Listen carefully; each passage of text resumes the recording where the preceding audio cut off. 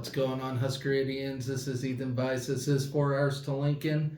And I don't know why, but I'm in a good mood today. Despite men's basketball losing a heartbreaker to Rutgers, I'm still in a good mood for some reason. And I guess that's a good thing, right?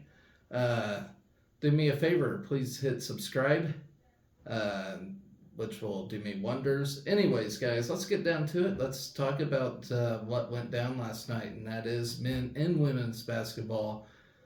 Women winning at home, of course. Men away, lost to Rutgers, probably one of the worst Big Ten teams in the conference, and we can't buy a road win. So, how are we gonna figure this out? I don't know.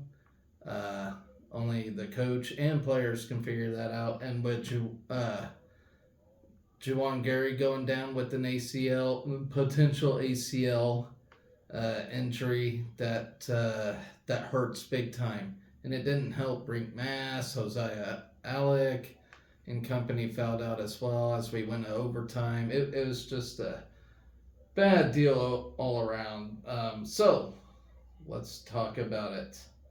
Um, Anyways, I don't, like I said, I don't know why I'm in a good mood. I came home from work and I started cooking. I turned on 90s country. Maybe that's it. Maybe I just need a little 90s nostalgia or something. I don't know. I don't typically listen to country music. I'm more of a rock guy, but I do like me some 90s country. Anyways, um, so with 9:39 remaining in the game, we were up 63 to 51. Think about that. With 9:39 left in the game, it felt like we were gonna coast away with it, and maybe it got to the guys' heads. I don't know. I think that's a lot of our problem on the road. We get in our own head and we just screw things up. I don't know. I get there's a lot of pressure, and I try not to add to that pressure, but oh my gosh, I mean, these guys do know there's a potential to win the first tournament game this season, and I don't know if that's too much for them or not. And really, we should not be this flustered on the road. I don't know. I don't get it. But anyways, um, so yeah, well, CJ Wilcher, three consecutive 3 pointers, in that little run we had, it seemed like just it almost seemed like we were playing at home. We found this energy on the road finally. It finally seemed to click like that, but it just ended up not being that. Yeah, the Scarlet Knights rallied in the final 10 minutes, and their 28 uh, what was it, 28 turnovers or something like that. I can't, I'll find it here in a minute, but they had some insane number to turn it over on us, and that was a huge advantage for Rutgers because they couldn't shoot worth crap. They were just getting so many chances off of us. But yeah, we had two chances in the final 10 seconds to win, but could not capitalize and got a shot off. Send the game into an extra session there. Williams finished with 22 points, 6 rebounds, and 3 steals, while Keisei Tamanaga and CJ Wilcher added 16 and 12 points respectively. And that's another thing. We need Keisei to get hot and stay hot. Him and Hoiberg, when they're on a roll, it's an unbelievable thing. We can do it at home, but we just can't find a way on the road. In the extra overtime, we tied it at 74 after Tamanaga's 3-pointer, but Cliff Omarui's basket with 2:58 left in overtime gave the Scarlet Knights the lead for good. Rutgers led 79-74, but the Huskers would continue to battle, of course. And that's the thing. We do fight while we're down, we are scrappy. We got to within 83-82 after a pair of 3-pointers from Sam Hoiberg. Awesome performance. The last 20.9 seconds left, but Rutgers Noah Fernandez hit a pair of free throws to make it a 3-point game before Tamanaga's 3-pointer with 10 seconds left, was off the mark, allowing Rutgers to escape with the win. Andre Hyatt led 5 Rutgers players in double digits with 17 points, while Mawet Mag added 16. Almarui finished with 14 points and 15 boards as Rutgers out rebounded us 56 to 42. So, oh my gosh. And okay, so 25 offensive rebounds for Rutgers. That was the number I was looking for, which led to 22nd chance points. 25, guys. That is insane. The first half saw runs by both teams before going into the locker room, deadlocked at 36 all. Bryce Williams had 11 first half points to pace Nebraska in the opening 20 minutes. The Huskers trailed 11-7 before Tominaga's three-pointer and a conventional three-point play from Jamarcus Lawrence started a 10-0 Husker run. That gave us a 17-11 lead after a Rink Mass basket with 12:42 left in the half. We eventually stretched the margin to 12 at 27-15 after a three-point from Juwan Gary with 8:51 left in the half before Rutgers charged back with Huskers led 33-25 after an Eli Rice free throw with 5:23 left in the half, but Rutgers went on a 9-0 run of its own to take a 34-33 lead. And that's another thing. Where was Eli Rice all night? I mean, I hardly heard his name being called at all. I really think Fred should have utilized him a little more, in my honest opinion. Williams hit a trio of free throws on Nebraska's next possession, but Mawet Mags put back with 14 seconds left in the half tied the game. We trailed 42-41 after Derek Simpson's three-pointer, but 4 straight points from Josiah Alex started a 9-0 run that saw Nebraska build a 50-42 advantage after a Williams three-pointer. Rutgers pulled to within 57-51 after a putback from Hyatt before Wilcher hit consecutive three-pointers to give Nebraska its largest lead of the half. Unfortunately, that would be our last field goal of regulation. We went like over 9 minutes without a basket. That really hurt us.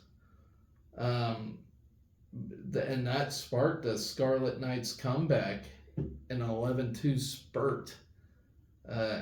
8 straight to pull within 65-62 after an Almarui dunk.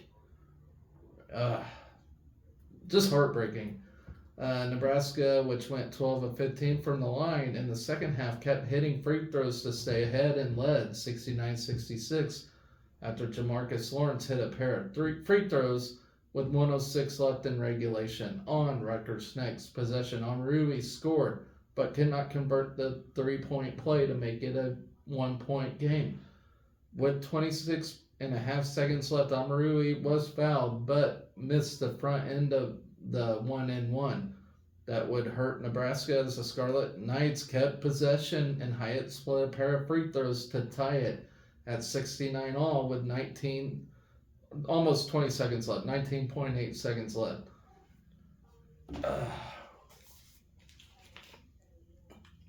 And this is why, guys, I said I'm worried on playing on the road. When we go to the NCAA tournament, we're basically on the road.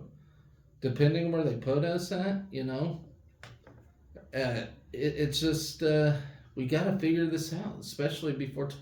And the commentators were saying we can be a tournament team. They feel very confident about that. They think we have the right resume for it, as long as we take care of business at home, which we're doing. But man, we gotta steal some road games. We gotta learn how to find confidence on the road, and that's all it amounts to is confidence on the road. Gotta find your own energy when you're on the road. When you're at home, it's easy, but when you're on the road, you gotta find a way. And it looked like we did there for a minute, but we would just hit a brick wall for a short time, then get back with it, hit a brick wall, and that's common. That happens. But, you got to figure out a way. I knew when we hit overtime, it was over for us.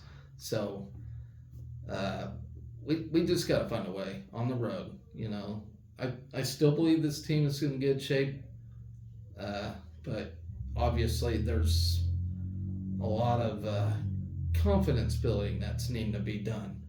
When you're on the road like that, it's yeah, you got to find your own energy. You got to find your own way. You know, but I don't know, guys. Enough of that. It was heartbreaking. I was upset about it, obviously, but uh, you gotta have a short memory on these things, especially in basketball. You only got a few days or whatever to prepare and go to the next one. So it looks like we'll return home this Saturday, take on Northwestern. Tough team. You can't overlook Northwestern. They did beat Purdue after all. So uh, this will be another chance to get a good quality win. Um, I don't know much more to say, but yeah, take care of business at home. You got to do it. You got to beat Northwestern at home. Can't afford any home losses. That's for sure. Like down this stretch, you can't lose at home. Got to steal some on the road. That's all I can say. Um, but enough about that, guys. Let's move on to ladies basketball, where we did get a win. Um, and a good quality win. I was a little worried about this one too, because Michigan doesn't seem like a bad team, but we took care of business at home, of course.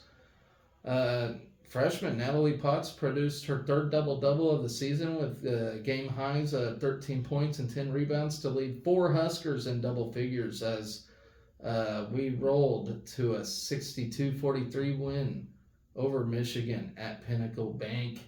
Potts, a five-time Big Ten Freshman of the Week. Yes, 5 times. I said that right. Definitely a hell of a player. Scored her 13 points on 4 of 6 shooting from the field, and a 5-for-5 night at the free throw line to help the Huskers pull away from the Wolverines and improve to 5-2 in the Big Ten and 13-5 overall. The 6'2" forward from O'Fallon, Missouri, also pulled down 6 offensive rebounds to power the Big Reds' 21 offensive boards on the night, which they turned into 15 second chance points against Michigan. The Wolverines slipped to 12-6 overall and 3-3 in the conference. Graduate guard Darian White matched Potts with 13 points while adding 5 defensive rebounds. It was White's first double-digit scoring effort since December 5th. Junior guard Kendall Moriarty added a huge effort off the bench with a season-high 11 points to go along with a pair of steals as we won the turnover battle against the Wolverines 18-15. Junior Alexis Markowski added double figures for the 18th straight game this season while contributing 7 rebounds and 2 steals of her own for the Huskers. Then you have Jazz Shelley. She also produced a strong game with 8 points, 7 rebounds, and a game-high 6 assists, while holding Michigan star Leah Filia to just 1 for 8 shooting from the field in a low-scoring defensive slugfest. We have led from start to finish for the second straight home game, jumping to a 12-3 lead in the first 5 minutes. The Huskers held a 17-8 lead at the end of the first quarter and maintained a 9-point edge at halftime. The Wolverines cut the margin to 28-24 with a 5-0 run to open the third quarter before Potts answered with 4 straight points. Nebraska pushed the margin to 40-30 late in the third quarter on a basket by White and took a 46-31 lead to the fourth quarter after Potts closed the period with a pair of free throws and 2.8 seconds left. Michigan cut the margin to 53-40 with 5 minutes left, but a 7-0 run that included a bucket by Markowski, a 3-pointer by White, and 2 free throws by Potts pushed Nebraska's margin to 20 points at 60-40 with 1:45 left. The Big Red held Michigan to just 32.6% shooting from the field, including 4 of 15 3-pointers, while limiting their sixth opponent of the season to fewer than 50 points, including their second straight Big Ten foe at home. Lauren Hansen led Michigan with 12 points, including a pair of three-pointers, while Felia managed 8 points by going 6 of 6 at the free throw line. Jordan Hobbs also finished with 8 points. The Wolverines were held to just 6 assists. Nebraska managed 39% shooting from the field despite hitting a season-low three-pointers.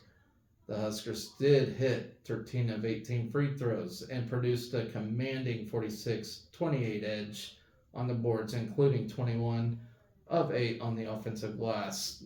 We return to action on Sunday on the road, take on Penn State. And of course, ladies and gentlemen, it'll be a tough road game. Penn State, always a great home court advantage. So, hopefully the ladies can keep up this run, get a win, and we'll have a happy weekend. So, with that in place, ladies and gentlemen, now we got the weekend coming up. We got another busy weekend. Nothing going on today, so sports taking a break today. Tomorrow, we're at it, starting with bowling at 9:30 at the Northeast Classic. And of course, we're having a spectacular start to the winter portion of things. So hopefully we do good there. I don't got any info on the Northeast Classic, but of course we're always in the tournaments where the big boys play. So good luck to us as we build a resume for March. So with that, after that, at 1 o'clock tomorrow, the Prairie Wolf Indoor Invitational for track and field. It's another home meet for the Huskers. Let's see what we got going here. The full team will compete as we host Colorado State, Sacramento State, South Dakota, and Wichita State. So we got field events starting at 10:45 and running events starting at 12 p.m. Saturday's Mark Colligan Memorial is the annual Pepsi Pack the House event. Admission is $1. So if you ain't got anything to do tomorrow, go to. It's indoors, so should stay nice and warm for you. Then they got the little red 60-meter dash. You got if you got kids signed up for that, that ought to be a fun thing. See how badass your kid is. So we got Big Ten and NCAA leaders right now. A group of 8 Huskers and an Nebraska relay ranked near the top of the Big Ten and NCAA so far this indoor season. So you got Jenna Rogers with the high jump. She's number 1 in the Big Ten and NCAA. Mind DeClerc with her shot put, number 1 in the Big Ten, number 4 in the NCAA. Amelia Flint with a shot put, number 2 in the Big Ten and number 15, ranked nationally. Belicia Williams with a triple jump. She's number 4 in the Big Ten, number 9 in the NCAA. Henry Zimmerman with the weight throw. He is number 1 in the Big Ten and NCAA with the weight throw. Kevin Schubert, shot put, number 1 in Big Ten, number 1 in the NCAA. Michaelin Moore, triple jump, number 3 in the Big Ten, number 10 in the NCAA. Tyus Wilson with his high jump, he's at number 3 in the Big Ten, number 15th ranked nationally. And then our 4x400 meter relay that consists of Callan, Pierce, Kerr, and Steinforth, number 1 Big Ten, number 9 in the NCAA. So, yeah, we got a great team here, guys. And those numbers can, fluctuate every week. That's why they hold these track events. But so far, so good. We're starting out strong. So I fully expect a good year with the both indoor and outdoor track and field. So, with that in mind, guys, uh, our last event tomorrow at 9 o'clock. We got wrestling against Minnesota. Um, Hopefully, we bounce back after a tough loss against Iowa. Always a brutal day when we're wrestling Iowa. We're still ranked number 6 in the country as we're 5-1 dual record, 0-1 Big Ten, but that'll change. I fully expect it to change tomorrow. We travel to Minnesota, and then return home against Purdue on Sunday, but we'll talk about that later on this weekend. Um, when we face the Gophers, 9 of the 10 bouts will potentially feature matchups between ranked wrestlers. Um, I, so here we go.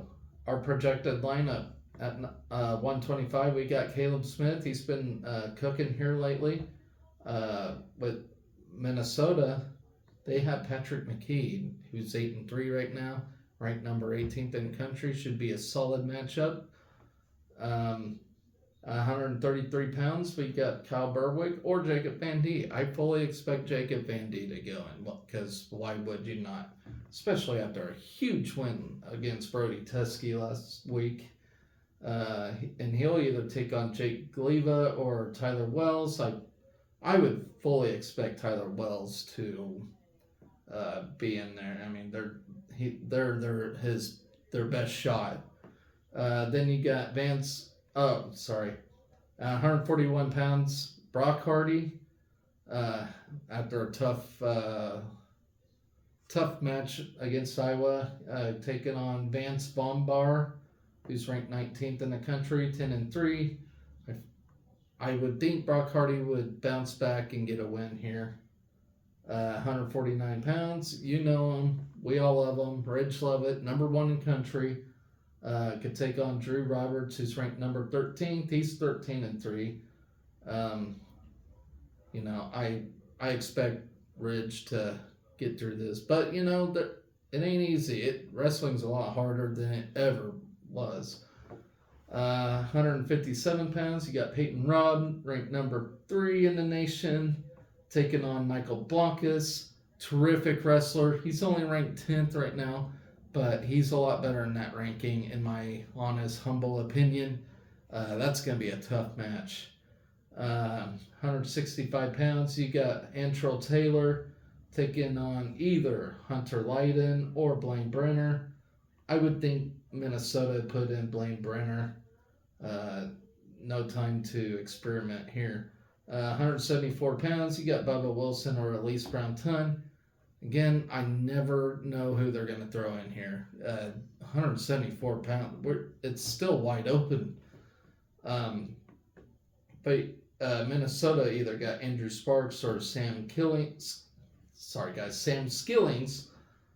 I would think Andrew Sparks would get in on the action, but they have an identity crisis at 174 pounds too. So I don't know what's going to go down there. I don't know who's going to put in who, but those are the names. 184 pounds, Lenny Pinto, ranked number 3 in the country. He's climbing and wrestling really hot right now. I would expect Minnesota to put in Isaiah Salazar, who's ranked number 10 in the country, 5-2 right now. But then again, they have Max McAnally, who's unranked but 14-0. So that's it's a good question there. I don't know who they're going to put in. 197 pounds, Silas Allred, who is having a very, very tough year right now, who is sitting at 13-4, ranked number 15th in the country. Could take on Garrett Jones, who's 12-5. Another great wrestler. And then at heavyweight, of course, we got either Nash Hutmacher or Harley Andrews. Nash struggled mightily last week against Iowa. I don't know. Harley Andrews got more collegiate experience. I don't know. But Minnesota's heavyweight, Bennett Tabor, ranked number 28th in the country. Either way, it's going to be a tough test between the two guys. So who knows? Who knows what's going to happen here? It ought to be a good duel, though. Um, so expect another close duel. That's all I can say. So with that in mind, guys, that is tomorrow's events. That is going to be what's going down for Friday in the world of athletics. Uh, and then the rest of the weekend, if I can pull it up here. I hate loading time. Okay, so for Saturday, Rifle take on Georgia Southern, ranked number 5th in the country. Our Rifle team's still ranked number 7th, despite some uh, woes, I guess I should put it. Then the Mark Holligan Memorial track meet is on Saturday as well, so we'll talk about that maybe tomorrow. Men's basketball taking on Northwestern, as I mentioned earlier. Then you got Air Force. Men's gymnastics at Air Force ought to be a good meet there. Then women's gymnastics taking on Illinois. Then on Sunday, men's tennis taking on Omaha, another rivalry to begin the spring, or technically spring season. I know it's winter, but they consider tennis a spring sport, so they start way early than a lot of spring sports. Women's basketball on Sunday at Penn State. Wrestling versus Purdue on Sunday. Men's tennis will take on Creighton on Sunday, and that'll be the week. And then next week's not going to be so busy as this week or last week was, so it'll be kind of a break. But yeah, that's what's on slate for the weekend. I'll continue to talk about what's going down, preview everything. Let you all know what there is to know about our beloved athletics. So, with that, guys, I am in kind of a rush today, so I'm going to get off here. But always remember to be excellent to each other. Go Big Red.